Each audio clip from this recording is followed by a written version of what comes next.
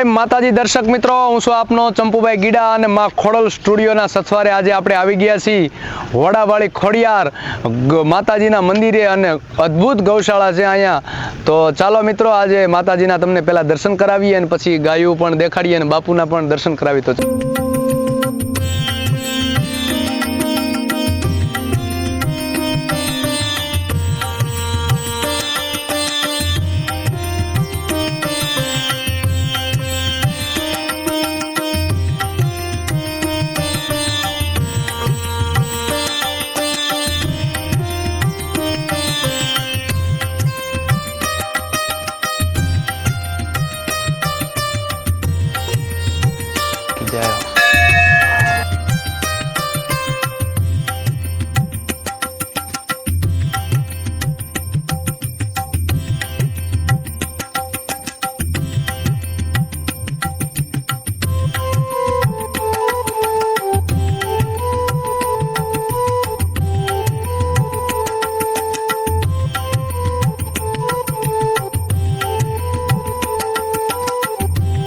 જય માતાજી, જય માં ખોડિયાર, જય માં ભગવતી.